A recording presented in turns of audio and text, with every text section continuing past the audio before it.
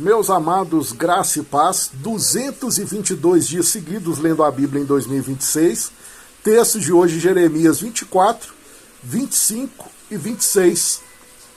Como texto para nossa meditação, eu separei Jeremias 26, 18 e 19, que vai falar sobre nós sempre darmos liberdade para o profeta e para o evangelho, corrigir e acusar aquilo de errado que há em nós. Eu sempre digo, amados, que eu percebo que muitas das vezes nós cristãos, líderes cristãos, damos motivo das pessoas duvidarem do evangelho e criticarem o evangelho.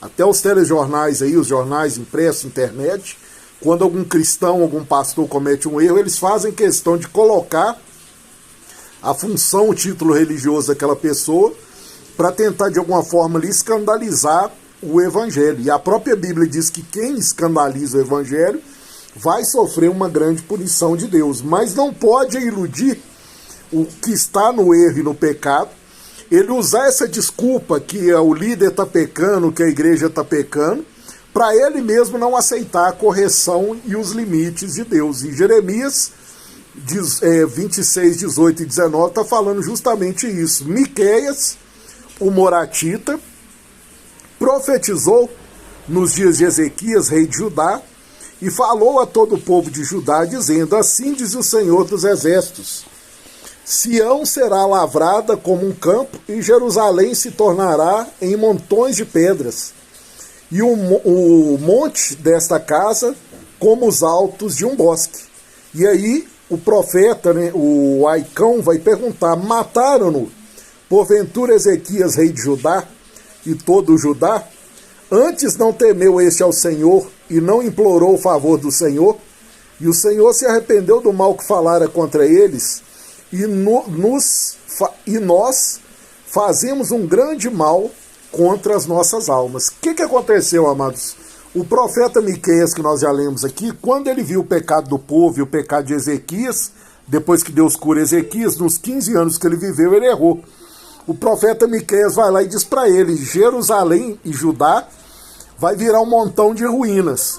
O Ezequias e o seu exército teriam poder de calar o profeta ou pôr defeito no profeta para se defender, para se salvar.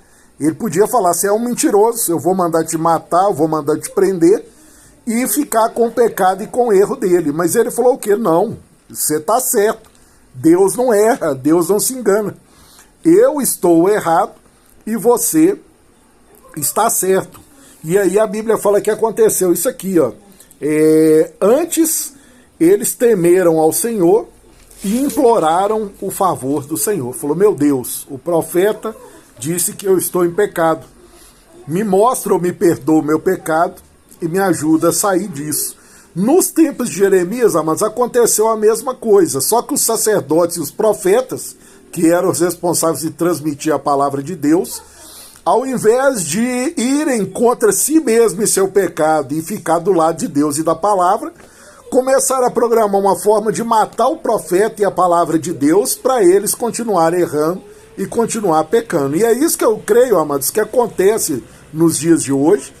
As pessoas muitas vezes caçando erro, no pastor, no líder, numa igreja, mas não porque quer ver a igreja santa e corrigida, mas simplesmente porque quer continuar pecando e achando que no dia do juízo é só chegar lá e falar para Deus: aí eu errei, pequei, porque eu vi muita gente na igreja fazendo e me escandalizou.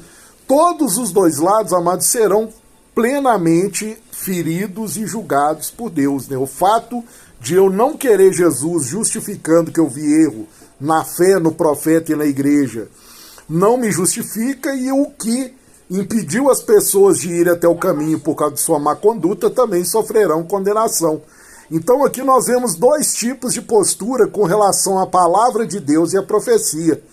O Miqueias e Ezequias, Miqueias sempre falou a verdade, como Jeremias sempre falou, e o Ezequias, quando ouviu, ele foi humilde, ele se arrependeu e falou: Senhor, é bem verdade essa profecia, essa palavra que o Senhor está falando, o profeta está livre para falar, vai me envergonhar, vai me expor, mas eu prefiro que eu seja exposto e a sua palavra continue. Eu seja preso, travado, e a sua palavra fique livre. Nos tempos de Jeremias foi ao contrário.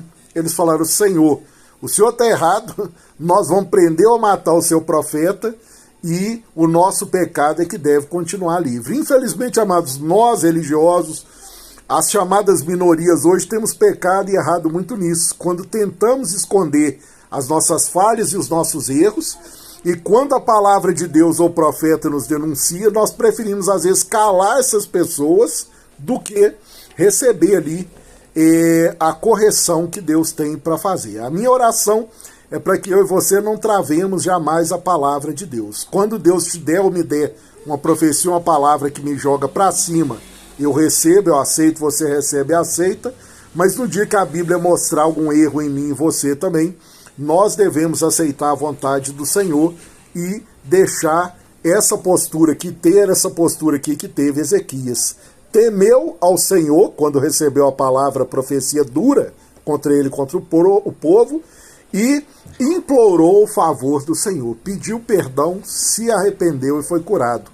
O Aicão vai dizer isso. Miqueias foi ouvido na época dele e o povo é que mudou e corrigiu o pecado.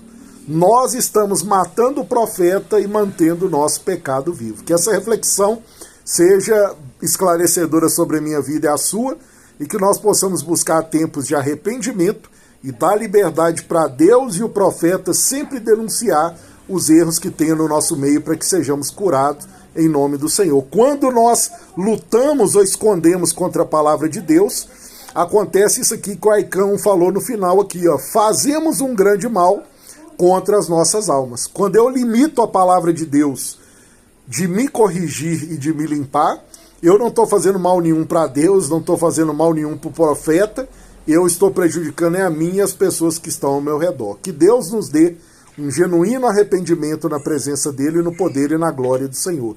Que Deus nos abençoe. Excelente leitura bíblica.